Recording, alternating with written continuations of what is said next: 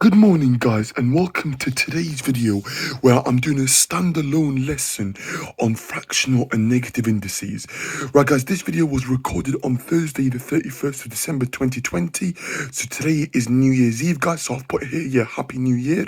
Okay, I hope 2021 actually brings a better and positive and successful and happy year to all you guys and everyone out there. Okay, and I hope, that things continue to get better.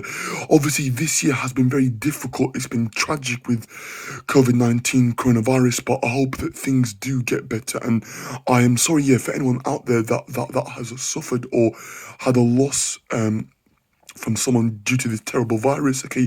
And I hope that things do get better for you guys. And I want to just say before I start, guys, that if you're feeling down yet, if you're struggling at all yet, please do seek help, guys, and please talk to your classroom teacher or talk to your parents or your family or your siblings or your friends, okay? Okay, please talk to someone, guys, okay? So that is my advice for you guys out there. Okay, a lot of you guys obviously that watch my videos this year, some of you know me, some of you don't know me, so I feel bad that I can't always help, yeah, everyone's needs. But please obviously talk to your classroom teacher if you're feeling overwhelmed or anxious or just worried in general. Okay, we are all in this together, guys, and things will get better. Okay, so that was like a little message that I wanted to say this morning, guys. But I wish every one of you guys a happy and blessed new year, and I hope that you've all had a lovely Christmas as well. So Merry Christmas as well, guys. Right, guys, okay, so this is our lesson topic for today, guys. We're going to be looking at fractional and negative indices. Now this is going to be quite like a short video, so I've got 11 examples for today's video, and I'm going to try and summarize it as I go along. Now, first point, okay, so we are asked to work out 16 to the power of a half. The power of a half means the second root, okay, so second root means square root.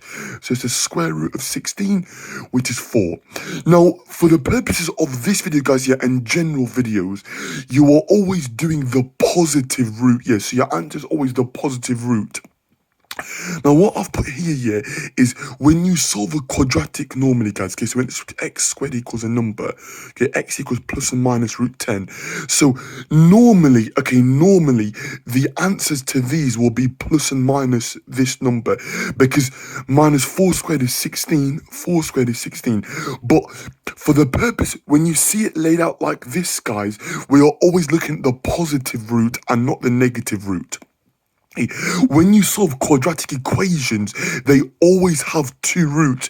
But again, just be careful, because some context, okay, and it depends on the nature of the question. If it's time, speed, and distance, they all have to be positive. So when you solve a quadratic equation, guys, yeah, depending on the nature and the topic of the question, if it's a length, yeah, if it's a distance, if it's a time, if it's a speed, then it's going to be the positive root, okay? And the negative, yeah, for GCSE specifically, you would like disregard that as well. Okay, unless you were looking at, for example, like debt or like money, yeah, for example, actually, then you would think about obviously, like negative, yeah, values actually. But for the purpose of this lesson, we're looking at the positive root, guys. Right, guys, example number 2, it says 64 to the power of a half. Again, second root or square root of 64, which is 8. So this topic does require you guys here to obviously be stronger in your square and cube numbers. I have done a video on this back in March this year, so go and check that out here if you're not happy with your square and cube numbers. 24 to the power of a third. Okay, so yeah, so again, on the bottom, it's the third root of 27, so it's the cube root, which is 3. Question number 4, 3 to the power minus 2. The minus means 1 over, so it's 1 over 3 squared, which is 1 over 3 times 3, which is 1 over 9. Question number 5, 1/5 to the power minus 3. Well, what I'm going to do is I'm going to flip it. So the minus there just means the reciprocal. It means the inverse. So it's the reciprocal. So I flip. So the 3 goes to a third. Okay, and then it's a third squared, yeah.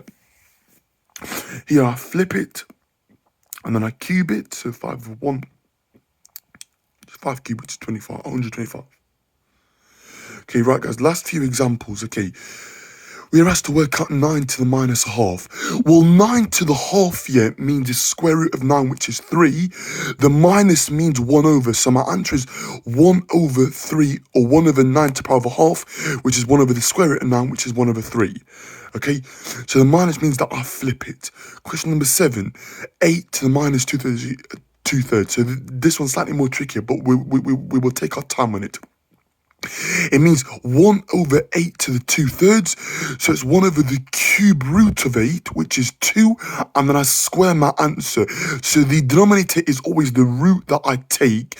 And the numerator is the power that I raise it to after I've worked out the denominator section first.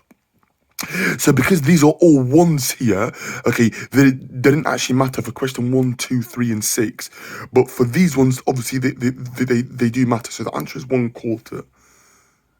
Here, 9 to the power minus 3 over 2 is 1 over 9 to the 3 over 2, which is 1 over the square root of 9, which is 3. And then cube, my answer is going to be 27. So it's 1 over 27. Right, guys, question number 9. This time it says write as a power the 6th root of 15. Well, that's going to be 15 to the power of 1/6. Okay, so the 6th root means power of 1/6. This one, write as a power of, power of 10, it should say. Okay, so 4th root of 10 means 10 to the power of a quarter. And then lastly, 10 to the power of 0, anything to the power of 0, guys, is always 1. Okay, so it's a little rule there. Anything to the power of 0 is always 1. Okay, and I've put like a little checklist here.